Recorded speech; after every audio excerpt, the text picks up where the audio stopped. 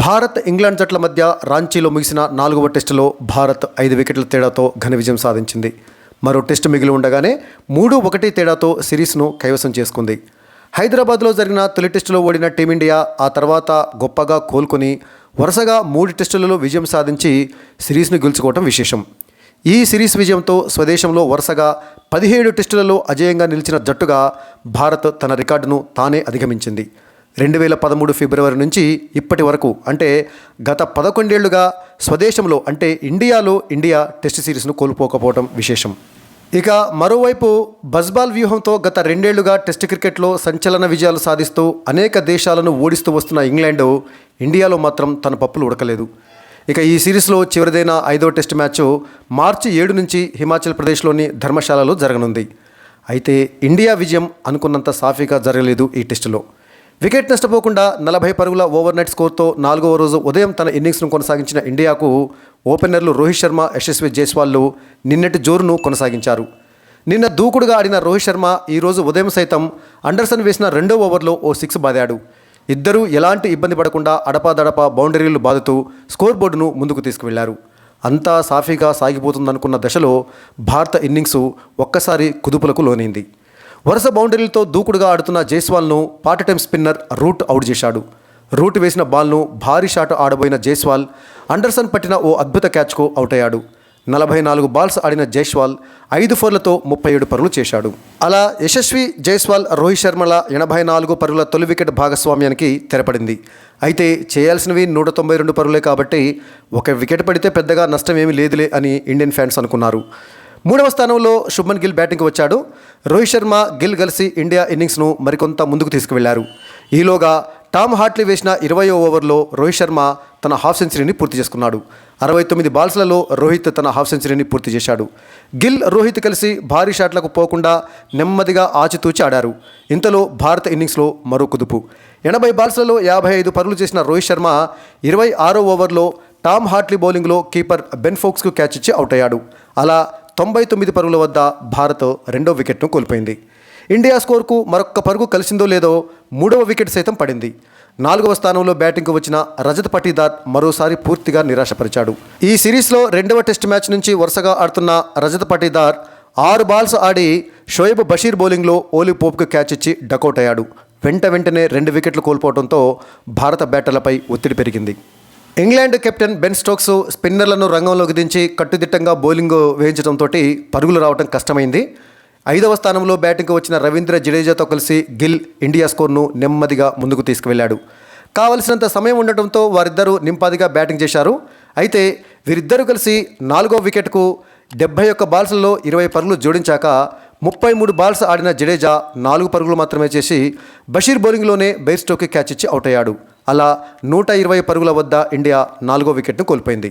6వ స్థానంలో బ్యాటింగ్కి వచ్చిన సర్ఫరాజ్ ఖాన్ సైతం నిరాశపరిచాడు. బషీర్ బౌలింగ్లోనే తను ఎదుర్కొన్న తొలి బంతికే ఓలీ పోప్కు క్యాచ్ ఇచ్చి డకౌట్ అయ్యాడు సర్ఫరాజ్ ఖాన్. దీంతో 120 పరుగుల వద్ద ఇండియా తన 5వ వికెట్ను కోల్పోయింది. ఒక దశలో 84 ఫర్ 0గా ఉన్న ఇండియా స్కోర్ బోర్డు కాస్త 120 ఫర్ 5గా మారింది. అంటే 36 పరుగుల వ్యవధిలో 5 కీలక వికెట్లను కోల్పోయిందన్నమాట. భారత అభిమానుల గుండెల్లో అలజడి మొదలైంది. మళ్ళీ ఇండియా ఓటమి బాటలోకి వెళుతుందా అని టెన్షన్ పడ్డారు.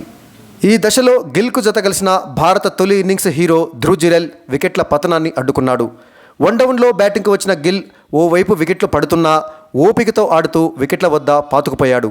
7వ స్థానంలో బ్యాటింగ్కి వచ్చిన ధ్రువ్ జురెల్ సైతం ఫస్ట్ ఇన్నింగ్స్లో తను చూపిన పోరాట పటిమను 2వ ఇన్నింగ్స్లో సైతం కొనసాగించాడు. కార్గిల్ యుద్ధ వీరుడు కుమారుడైన ధ్రువ్ జురెల్ ఇక్కడ సైతం తన తండ్రి మాదిరిగానే గొప్పగా పోరాడాడు. శుభ్మన్ గిల్, ధ్రువ్ జురెల్ ఇద్దరు కలిసి మొదట నెమ్మదిగా ఆడి వికెట్ల వద్ద పాతుకుపోయి ఇంగ్లాండ్ బౌలర్ల సహనాన్ని పరీక్షించారు. ఆ తర్వాత క్రమంగా వేగం పెంచి లక్ష్యానికి చేరువైన కొద్దీ ధాటిగా ఆడారు. ఈ క్రమంలో షోయబ్ బషీర్ వేసిన 60వ ఓవర్లో 2 సిక్స్లు కొట్టిన గిల్ 2వ సిక్స్తో తన హాఫ్ సెంచరీని పూర్తి చేసుకున్నాడు.